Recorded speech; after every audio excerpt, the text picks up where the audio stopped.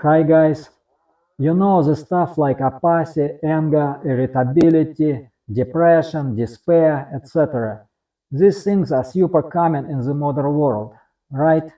The fact is that when we are on a SA, it's not always like honey and rose petals on our way. Sometimes we feel like WTF. We want to talk about crappy state of mind when everything is not going well.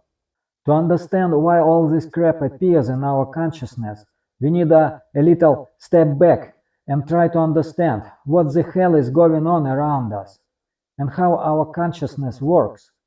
Some guys here claim that this world is a simulation. For example, like Elon Musk thinks so, and I completely agree with him. Yes, this world is a simulation, and what we are doing in this simulation. And who am I, anyway? And why do we guys need to understand who am I? Do we even care about that? No, guys, we do care, cause if you don't care, you'll be fucked by anyone and everyone. So, guys, let's start with the facts. Now we know about the so-called near-death experience, that is clinical death, and the guy sees everything from the outside. And in general, the topic is now well covered, for example, in Michael Newton's book Journey of Souls. Well, that is why I am saying all this. If you continue to exist when the body dies, that it means that you are not this body, right? And if you are not a body, then who are you? And here, guys, we kind of come back to the fact that if the world is a simulation, then is not yourself also a simulation? Or are you another reality present in this simulation? Well, guys, many dudes from ancient times were obsessed with this topic. They tried to understand who we are, but never came to a consensus. So different religions appeared, and they kind of explain it all differently. In some religions, you are like a slave of God. In other religions, you are God. In other religions, you are emptiness. In other, you are something else, etc. But fortunately, in the modern world, we don't have to bother with all this nonsense, since with the advent of the internet, receiving and analyzing various information has become much easier.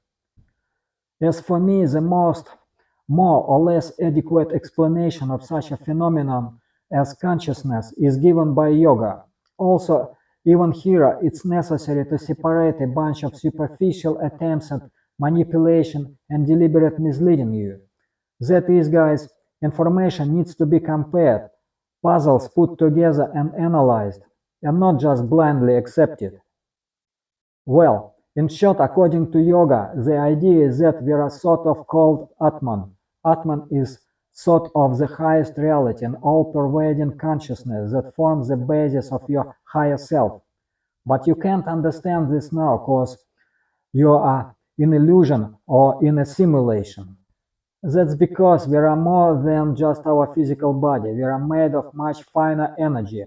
So guys, we really don't know who we are, because all possible identifications we apply to ourselves are temporary and don't reveal our true identity. And to understand we are not this body is only part of the business. It's like the first step. The next step and more complicated one is to realize you are not your mind. So this is the threshold at which everybody gets stuck. This already requires some realization through meditation, and true knowledge will come to you not from a yoga guru, not from a book. Mostly all yoga gurus who are available in networks are showmen minding their own business. They perfectly know how to manipulate you with knowledge and pump out your resources and time. I know this with my personal experience, as I've been all that for more than 30 years. But in order to understand how you are being deceived here and there, it requires common sense and analyzing the knowledge you receive. And you also have to analyze the information I give to you. So guys, yoga explains that nature of consciousness has a complicated structure covered with lots of layers, like an onion. Getting to the core is not easy. We often mistake all those surface level thoughts and feelings for who we are. Our mind is not us. The idea is our mind is just a tool through which consciousness works. You know how thoughts just pop into your head all the time. We tend to think they are all ours. But that's not entirely true. Descartes said, I think therefore I am, but actually this thesis is questionable. Well, there is more to it than that. Those who practice meditation, they come to the level when mind stops thinking and just meditating. That's a pretty cool state to be in. Meditation is all about quitting that internal chatter in your head. But this is not easy. Wanna check this out? Just try not thinking about anything for a few minutes. Ain't gonna work, cause thoughts will keep popping up whether you want them or not. It's like the universe or the matrix is throwing thoughts our way. Here is the deal. The matrix, or whatever you wanna call it, is constantly sending us thoughts. It's influenced by both our inner nature and the world around us. But here is the kicker. We are not just our minds or bodies. We are a more subtle substance which nobody could identify actually. But they call it the Atman, eternal spiritual being. Our minds are kinda like radios, picking up different frequencies of thought depending on how we are tuned in. Now guys, here is where semen retention ties into yoga. When I say yoga, I don't mean fitness hall with ladies exercising there. Yoga is when you try to identify your true self. It's all about working with your consciousness. And guess what? Your consciousness is like the boss of everything. When your consciousness is in the right mood, life just flows smoothly because you kinda control the external circumstances. If you constantly have a bad mood, anger, depression, apathy, despair, this is a signal that something is going wrong. Something, some WTF is coming. Something is malfunctioning. It is like the check engine indicator in a car. In this way, negative emotions indicate you need to adjust your life. When retaining semen, dormant sexual energy, they call it with this famous word, Kundalini, which is in an active state, rises.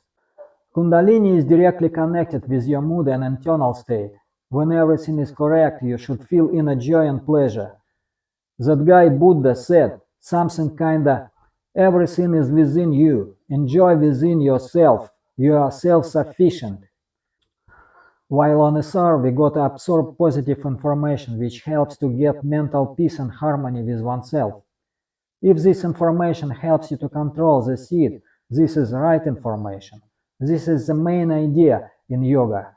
The main factor of the correct state of consciousness is the state of tranquility. When you feel good, everything is stable and nothing worries you.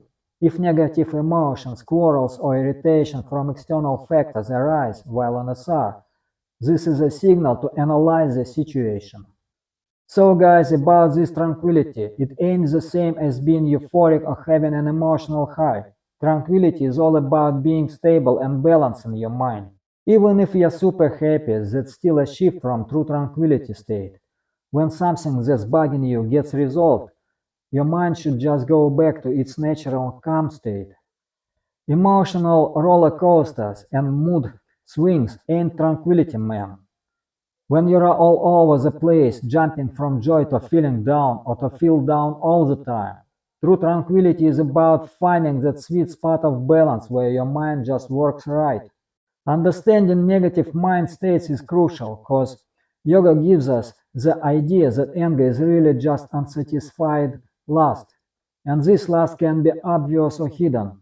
We don't always even know what we truly want, but every desire is a form of lust, as yoga says.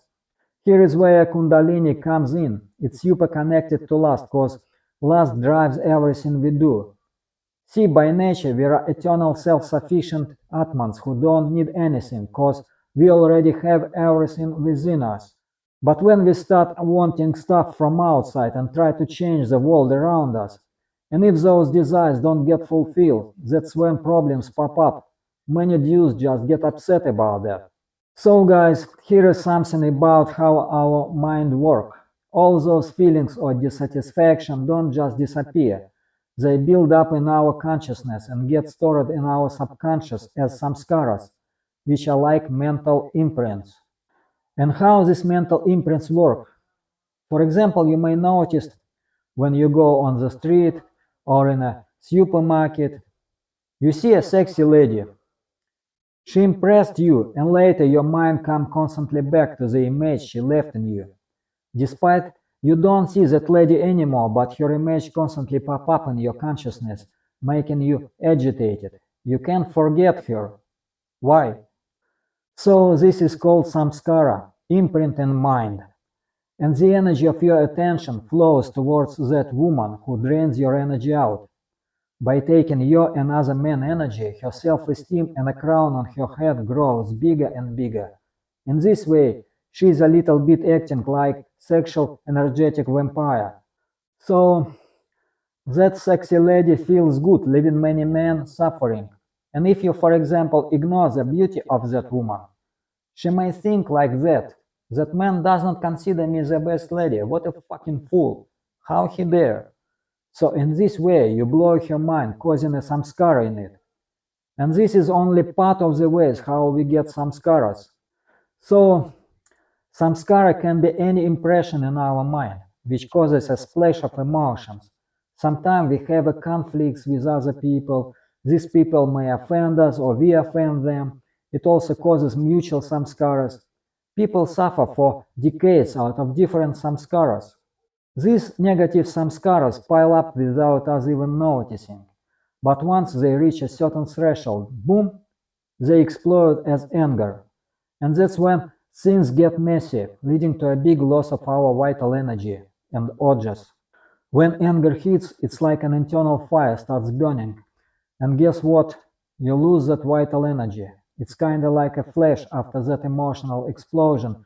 Your energy just drains out. And that's when depression creeps in. These two are super connected. Depression usually shows up after you've burned through your energy in an anger outburst.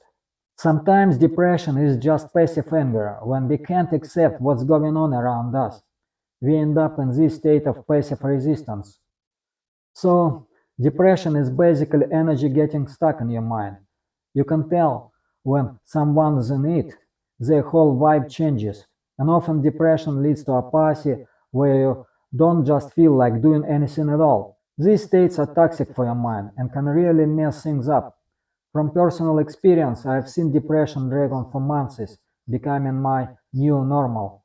But let me tell you, that ain't normal at all. So guys, semen retention is a considerable and fundamental part of yoga and all about working with your consciousness. Semen is super connected to your internal energy and mind state. When you are doing it right, you should feel really satisfied and happy inside. When you truly understand your nature, Atman, there is no room for dissatisfaction, despair, or depression. This is the essence, because we are like eternal consciousness, free from all that crap. Here is the thing about yoga. It helps you achieve stability in your consciousness. Sure, your mood might fluctuate a bit here and there, but it should not last forever. If you're feeling down for more than a few hours, that's a clear sign you need to work on your mind state. You can't let your emotions run the show. You gotta take control of your mood cause it shapes the world around you. If you're feeling depressed for a long time, don't just let it slide. Start working on yourself right fuck away. So guys, our morning mood sets the tone for the whole day. If you wake up feeling negative, it rubs off on everyone around you. People can sense your toxicity even if you don't realize it yourself. Some folks will avoid talking to you, while others might start arguments, especially if they are feeling the same way. Before you know it, you are dealing with all sorts of problems. People pulling away, arguing, or fighting with you. The truth is, a toxic mindset hurts you the most. So staying calm and tranquil is the key in SR. Guys, when we are on SR, we gotta enjoy our loneliness and self-sufficiency. If joy ain't coming up, it's time to work on yourself. Yoga's got some awesome tools to help get your consciousness back to a harmonious state. So guys, you may believe me or not, but as for me, the best way to control your mind and take it out a bad mood is to chant mantras. Those guys in ancient times used them to switch their consciousness while meditating. If some of you face negative emotions coming without visible reasons to your mind, it's better to use this technique to control and switch your consciousness with the help of mantras. Now, here is the thing. As soon as you notice any signs of imbalance, start reciting mantra right away. It's even better if you make it a habit, either mentally or by doing it every morning. Over time, as your mind gets used to that calm state, you won't need to rely on that mantra as much. So, mantras helped me many times when I saw no way out. There were periods of black stripes in my life when heavy thoughts just wouldn't leave me alone. I had constant negativity and even suicidal thoughts popping into my head, totally poisoning my life. This went on for years till I got tired of it and found a way out. So, mates, you see, when negativity takes over, it can get really dangerous. Whether it's external stuff throwing you off balance, like arguments, conflicts, or just being unhappy with your situation, you've got to realize quick that none of that crap should control you. When I started chanting the mantras, and I may recommend you to chant Mahamritujana mantra, for example, it cleared out all that negativity and made my mind strong and resilient against all that shit. It works like samskara eraser. It clears all bad impressions in mind. I used to chant the mantra and things started changing big time. It revived me a lot and gave me fresh stimulus to life. So guys, you take a rosary in Indian shop at your district. You just find out where is available Indian shop and purchase there this rosary. So you put your fingers like that. Pointed finger is not used. Then you chant mantra like that. Om Triambakam Yagyamahe Suganhim Pushtivardhanam Urvarukamiva Bandhanam Mrityor Mukshaya Mamrutat. त्र्यम्बकं यजामहे सुगन्धिं पुष्टिवर्धनम् उर्वारुकमिव बन्धनान् मृत्योर्मोक्ष्यमामृतात्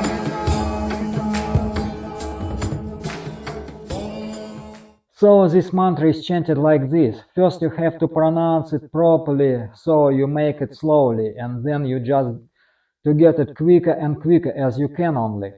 Here is the deal. So guys, if you wanna be crap resilient and stable guy, try it yourself. But here is the important remark about chanting mantras. Some may chant for several minutes a day and not get desired result, and they conclude that mantras are suck. In order to get good result, you have to chant not less than 10 rounds a day, or 2 hours.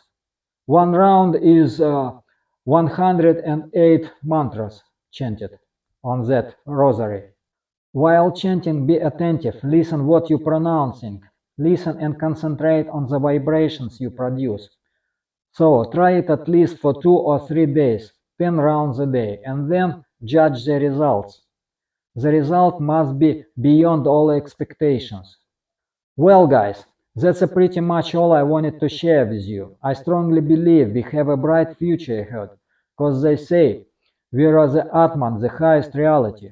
Despite ironically nobody having any clear idea what it is, it sounds good and makes sense. I hope sometime we'll realize it. See you guys. Bye.